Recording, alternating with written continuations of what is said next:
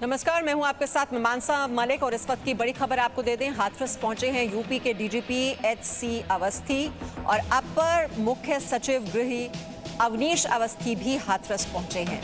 ये दोनों ही मिलने वाले हैं पीड़ित के परिवार वालों से। हमने आपको कुछ ही देर पहले ये जानकारी दी थी कि हाथरस के लिए वो रवाना हो गए हैं और इस वक्त हाथरस पहुंच चुके हैं यूपी के डीजीपी एचसी अवस्थी और उनके साथ अपर मुख्य सचिव अवनीश अवस्थी भी हाथरस पहुंच गए हैं। तस्वीरें आपके सामने हैं और आप पीड़ित के परिवार वालों से वो वहां पर मिलेंगे और जिस तरह के आरोप उनकी ओर से लगाए जा रहे हैं, डीएम भी सवालों के घेरे में हैं और उनकी ओर से ये भी आरोप लगाया जा रहा है कि डराया है, धमकाया जा रहा है और उनका फ़ोन भी ले लिया गया। और इन हालात में अब वहां पर यूपी के डीजीपी एचसी अवस्थी और अपर मुख्य सचिव अवनीश अवस्थी खुद परिवार वालों से बात करेंगे, क्योंकि जिस तरह के आरोप लगाए जा रहे हैं उनकी सच्चाई जानने के लिए और इस पूरे मामले को, जैसा कि आप जानते हैं कि एसआईटी जो है वो गठित की गई और वो जांच भी इस वक्त जारी है। पहले मीडिया को वहां जाने से रोक दिया गया था, 2 दिन मीडिया के प्रवेश पर पाबंदी लगा दी गई थी, लेकिन अब मीडिया वालों को भी इजाज़त दे दी गई है। पहले एसआईटी जांच का हवाला दिया जा रहा था कि 7 दिन में जब ये जांच पूरी हो जाएगी उसके बाद ही मीडिया को वहां पर जाने की इजाज़त दी जाएगी। हालांकि सियासी दलों को अभी इजाज़त नहीं दी गई है। धारा 144 वहां पर लगी हुई है और इस बीच वहां पर यूपी के डीजीपी एचसी अवस्थी और अपर मुख्य सचिव अवनीश अवस्थी हाथरस पहुंचे हैं। जो तस्वीरें आप देख रहे हैं, सियासत किस तरह से गरमाई हुई है इस मामले को लेकर, वो भी आप देख रहे हैं और जानकारी ले लेते हैं। हमारे साथ हाथरस से हमारे सहयोगी राजू राज इस वक्त जुड़े हुए हैं। राजू राज, डीजीपी भी पहुंच गए हैं और अपर मुख्य सचिव अवनीश अवस्थी भी। बिल्कुल मीमांसा, कुछ ही देर में वो पीड़ित परिवार के घर पहुंचने वाले और लिहाजा यहाँ पर आप देखिए किस तरीके से पूरे गेट पे सिक्योरिटी लगा दिया। दूसरी ओर की तस्वीरें मैं दिखाना चाहूँगा यहाँ पे कि जब वो परिवार से मिलेंगे तो पूरे एक तरफ से पूरा ये रस्सा बांध दिया गया है और उसके बाद ठीक इसी जगह पर अवनीश अवस्थी और डीजीपी पहुँचेंगे विक्टिम परिवार से मिलने के लिए और पूरे मीडिया को एक साइड कर दिया गया है, बैरिकेटिंग किया गया है और लगा दिया गया। तो जल्दी से ही कुछ ही क्षण में डीजीपी और अवनीश अवस्थी यहाँ पर पहुँचने वाले हैं। तमाम तैयारियां कर ली गई है, पीड़ित परिवार से मिलेंगे और इससे पहले उन्होंने कहा था कि पीड़ित फैमिली से बात करेंगे। जी राजू राज, और जब ये उच्च अधिकारी वहां पर पहुंच रहे हैं, जाहिर तौर पर जिस तरह के आरोप परिवार वालों की ओर से लगाए जाते रहे हैं कि उन्हें डराने धमकाने की कोशिश की जा रही है, अब सच्चाई क्या है? खुद परिवार वालों से जब ये उच्च अधिकारी मिलेंगे तो हकीकत जो है वो उससे भी रूबरू हो पाएंगे और साथ ही साथ आगे अब ये जांच किस तरह से बढ़नी चाहिए उसमें भी ये मददगार साबित होगा। निश्चित तौर पर देखिए एसआईटी ने अपनी जांच रिपोर्ट दी जिसके बाद 5 पुलिसकर्मियों के खिलाफ कार्रवाई की गई। परिवार की एक जो लगातार मांग है कि डीएम लगातार उन्हें धमकाते रहे, प्रेशर बनाते रहे, तो अभी अवनीश अवस्थी और डीजीपी यहां पहुंचेंगे तो क्या डीएम के खिलाफ अगर शिकायत करते हैं कि किस तरीके से उन पर प्रेशर क्रिएट किया गया था, अगर ये बातें रखते तो निश्चित तौर पर जाँच की जो लाइन है, दिशा है, वो आगे बढ़ सकती है। उस लाइन पर भी जाँच की जा सकती है। हालांकि इससे पहले तमाम पर जो वादी परिवार है, प्रतिवादी है, पीड़ित पक्ष हो, विक्टिम पक्ष हो और इसके अलावा जो पुलिसकर्मी है उनका नार्को पॉलीग्राफी टेस्ट की बात जो सामने आ रही है, उस बात को लेकर भी यहाँ पर निश्चित तौर पर चर्चा होगी, क्योंकि सच सामने आना बहुत जरूरी है इस मामले में। जो विपक्ष के आरोप लगे हैं जब आएंगे, जो शिकायतें की जाएगी पीड़ित पक्ष को, उसको भी ध्यान में जरूर रखा जाएगा। जी, लेकिन परिवार वाले तो ये भी कह रहे हैं राजू राज कि जो अभी एसआईटी की जांच चल रही है उस पर भरोसा नहीं है, सुप्रीम कोर्ट की निगरानी में जांच होनी चाहिए। और जब वहां पर ये पुलिस के अधिकारी पहुंचे हैं तो उनके सामने भी जरूर ये बात रखी जाएगी परिवार वालों की ओर से।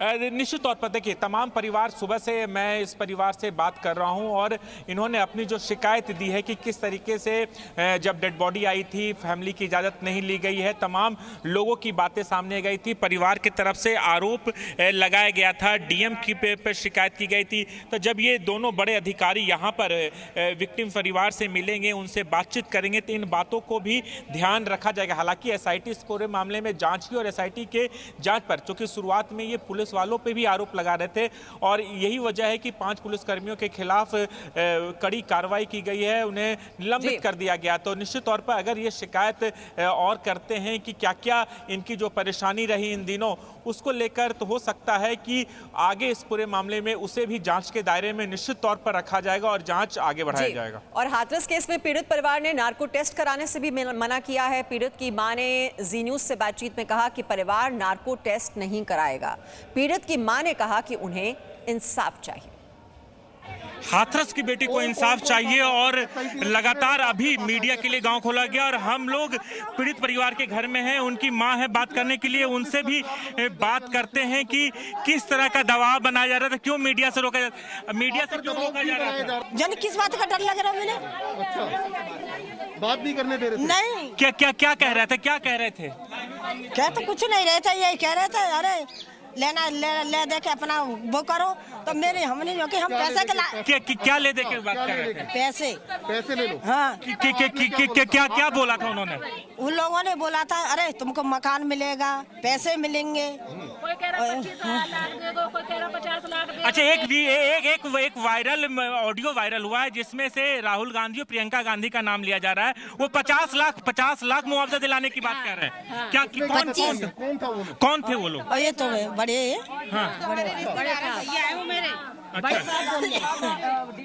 अच्छा, अब क्या मांग है आपकी मांग क्या है? हमारी कुछ नहीं, हमारी कुछ नहीं। हमारी बेटी चली गई तो हमको कुछ नहीं चाहिए, अब इंसाफ चाहिए। सरकार ने, योगी सरकार ने कहा कि सबका नार्को टेस्ट करवाएंगे और उसके बाद सच सामने आ पाएगा। क्या छुपाया जा रहा है? आप लोग नार्को टेस्ट के लिए तैयार हैं? नहीं, हमें कौन सा हुआ है। और हमने आरोपी की मां से भी बात की है और मां कह रही है कि उसका बेटा बेगुनाह है। उसने तो बल्कि जो पीड़ित है उसकी मदद की थी। उसकी बात भी सुनिए। क्या पूरा घटनाक्रम है, क्या हुआ था, बताइए। हमको तो मालूम नहीं थी, हम तो अपने खेत में चारा काट रहे थे। जब हमने सुनी, जब हल्ला मचा, गांव से हमने जाते देखे तो हम वहाँ पे पहुँचे थे तो उसकी बेटी बरहा में पड़ी थी और उसकी माँ चारा काट रही थी। उसका भाई गए तो तीनों साथ में ही थे। फिर उसका भाई चारा गठरी लेके घर को आ गया। बाकी बाद में देखा है हमने तो उसकी माँ चारा काट रही है और बेटी बरहा में पड़ी है। तो हम सब लोग भागे, तब हम भी भागे वहाँ से। हमने बोला, मैंने कि बेटा का हैगा कि पता नहीं है का हैगा, मुँह में खून चल रहा। तो वो चिल्ला रही थी, नाम ले लेके के एक संदीप मार गया, कि वो मार गया, इसके पे। वो हमने तो अपने बेटे से इतना किया था, मैंने बेटा जिस तड़प रही है कोई पानी ले आओ, तो किसी ने नहीं सुना। तो मैंने अपने बेटा से बोली, मैं बेटा तू बाहर जा, कहीं सड़क पे पॉलिथीन हो कुछ तो पानी लेके बरा से आ जा, तू इसे दे दे। तो मेरा बेटा भागा है साइकिल लेके, उसने पॉलिथीन में पानी लाया, उसने उसकी माँ के हाथ में दिया है कि लो भाभी इसे पानी पिला दो। और हमको कोई मालूम नहीं है कि बाद में क्या हुआ है, हमको और नहीं मालूम है। बस इतना ही हमने घटना देखी है कि किसी की माँ होगी कि किसी की बेटी और या बेटा की एक उंगली भी कट जाएगी तो हल्ला करेगी, फिपियाएगी, वो काम छोड़ देगी, उसका खून बंद करने के लिए कोशिश करेगी। वो क्यों नहीं कर रही थी कोशिश? वो चारा क्यों काट रही थी? उसका भाई पे 2 बार खबर आ गई, उसका भाई घर से क्यों नहीं गया? जब उसने नहीं मारी थी तो उसका भाई क्यों नहीं गया घर? तो उससे माँ ने, उसके भाई ने वो को मारा है। मैं आपसे उस दिन का पूरा घटनाक्रम जानना चाह रहा हूँ। आप लोग कितने बजे खेत में थे? ये कितने बजे की घटना हम है? 9 बजे। क्या हुआ था? आपने अपनी आंखों से क्या देखा? हमने यही देखा था कि उसकी बेटी परी थी, उसकी माँ चारा काट रही थी, और हमको कुछ नहीं देखा कि हमने का वक्त काट रही और का वक्त नहीं काट रही। हमको आप कितने बजे खेत में थे? हम अपने 9 बजे अपने खेत में थे, चारा काट रहे थे। 3 गठरी हम चारा काटते, घास काटते हैं अपने खेतों से, और 1 गठरी बाजरा काटते हैं। जब हम माँ बेटे लेके आते थे, हम तीनों ही जाते थे। उसने, ये हस्बैंड मेरे है नहीं थे, ये मेरे गांव चले गए थे, हम माँ बेटे ही दोनों थे। उसे इतना देखा है हमने कि उसकी माँ चारा काट रही है, उसकी बेटी बरहा में पड़ी है। उसने गुनाह, मतलब खेत की साथ में ही पड़ी थी। अच्छा। गूल सी होती है वो, उसमें पड़ी थी उसकी बेटी, और वो चारा काट रही है। कि इसकी इतनी हिम्मत थी, जब कोई मारता था तो वो हल्ला नहीं मचाती थी है? आपने कोई आवाज सुनी थी? नहीं, आवाज लगी ही नहीं तो आवाज सुनते कहाँ से कितनी हम? दूरी पर खेत था उनके? अब इतना तो मुझे मालूम है, हाँ थोड़ी दूरी पे खेत हमारा भी है। जब इसी दूरी पे बेटी अब काट रही है, इतनी दूरी पे बेटी हल्ला मचा नहीं सकती थी। जब उसने मारा है जब तो नहीं हल्ला मचा रहा है। तो लवकुश का नाम कैसे आया? अब मुझे तो मालूम नहीं है कि मेरे बेटा का नाम क्यों लिया, क्या कैसे लिया। मेरे बेटा ने तो पानी पिलाया था। अब मुझे तो मालूम नहीं है कि क्यों ले दिया। अब मैं भाल तुम्हारा ले दो, मुझे क्या मालूम है कि तुम्हें क्या मालूम है कि मेरा क्यों ले दिया नाम। तो आरोपी का पक्ष और पीड़ित का पक्ष आपने सुना। और वहीं हाथरस के एसडीएम प्रेम प्रकाश मीणा ने कहा है कि गांव में अभी भी धारा 144 लागू है। डीएम का जो भी वीडियो वायरल हो रहा है वो फेक है। जो डीएम साहब का स्टेटमेंट या वो वीडियो तथाकथित वीडियो वायरल दिखाया जा रहा है, उसको एडिट करके कट करके ना उसका आगे का ना पीछे का कंप्लीटली आउट ऑफ कॉन्टेक्स्ट दिखाया गया है। और उसका डीएम साहब उसी वक्त जैसे उनको पता लगा कि ये फेक एडिट करके उसको आउट ऑफ कॉन्टेक्स्ट दिखाया जा रहा है, उन्होंने ऑफिशियल अपना क्लैरिफिकेशन इस पे जारी कर दिया था उसी दिन। आपसे निवेदन है उस क्लैरिफिकेशन का आप संज्ञान ले और उसी क्रम में उसको देखें। उनको सिर्फ इतना कहा गया था, जैसा मैंने स्वयं ने वीडियो देखा, बाद में क्लैरिफिकेशन भी आया कि देखिए आप बार बार बयान बदल रहे हैं। जो भी बात है अगर सही है आप सत्य पे टिके रहें, बार बार आप बयान ना बदले ताकि आपकी क्रेडिबिलिटी और हमारी क्रेडिबिलिटी, दोनों की क्रेडिबिलिटी बची रहे। भाई आप एक बयान देंगे उसी पे हम कार्रवाई कर पाएंगे। आप पहले कह रहे हैं हम संतुष्ट हैं, फिर बयान बदल के आप कह रहे हैं नहीं हम असंतुष्ट हैं। तो प्रशासन भी तभी आपका सहयोग कर पाएगा जब आप स्पष्ट रूप से एक बार में हमें बता पाएंगे कि भाई हमारी ये एक्सपेक्टेशन है कि अरेस्ट करें, ये करें, ऐसा होना चाहिए। अब हम जब वो कर लेते हैं फिर आप कहते हैं नहीं हम इससे संतुष्ट नहीं है, अब आप ये करिए, तो प्रशासनिक रूप से भी वह पॉसिबल नहीं हो पाता है। तो आप ये एसडीएम को सुन रहे थे जो कि डीएम का बचाव कर रहे हैं और बता रहे हैं कि ये वीडियो फेक है। और ये आप देख रहे हैं कारों का काफिला। और अभी अभी हमने आपको जैसे बताया था यूपी के जो डीजीपी हैं वो भी पहुंच चुके हैं हाथरस में और अपर मुख्य सचिव गृह अवनीश अवस्थी भी हाथरस पहुंचे हैं और अब वो परिवार वालों से वहां पर मुलाकात करेंगे। राजू राज हमारे साथ हैं। राजू राज, अब डीजीपी और अपर मुख्य सचिव गृह तो मुलाकात करेंगे ही परिवार वालों से, लेकिन जो अलग अलग वर्जन्स हम सुना रहे हैं, चाहे वो आरोपी का पक्ष है, जो पीड़िता का पक्ष है और जो पुलिस और प्रशासन की ओर से दावे किए जा रहे हैं, उनमें बहुत ज्यादा फर्क है। अब कौन सच बोल रहा है, कौन झूठ बोल रहा है, इसको लेकर तो कंफ्यूजन है ही। अब नार्को टेस्ट जो हो रहा है जिसके बारे में कदम उठाया सरकार ने, वो कराने के लिए परिवार वाले तैयार नहीं है, तो सच सामने आएगा कैसे?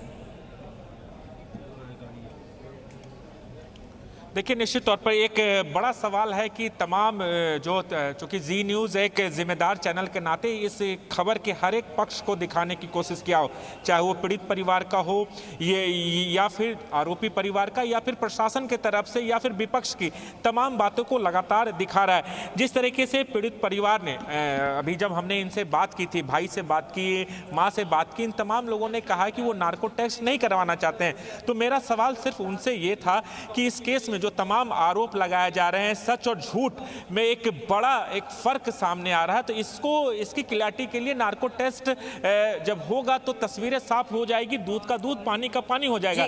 लेकिन उन्होंने तैयार नहीं। हाँ, हो सकता है अभी डीजीपी और अवनीश अवस्थी जैसे यहाँ पर पहुंचेंगे, पीड़ित परिवार से बात करेंगे, अगर वो समझाने की नार्को टेस्ट नहीं होना चाहिए क्योंकि वो सच बोल रहे हैं, लेकिन कौन सच बोल रहा है, कौन झूठ बोल रहा है, अब ये कैसे पता चलेगा? और वैसे ये सबूत के तौर पर नहीं होता है जो नार्को टेस्ट होता है। दरअसल आप जांच कैसे आगे बढ़नी चाहिए उसकी दिशा जरूर इसके जरिए मिल जाती है और इसीलिए ये कदम उठाया गया है कि जो आरोपी हैं, पीड़ित हैं और जो पुलिस अधिकारी हैं, सभी का नार्को टेस्ट होना चाहिए। Presenting V News app available on Google Play and App Store. Download it now.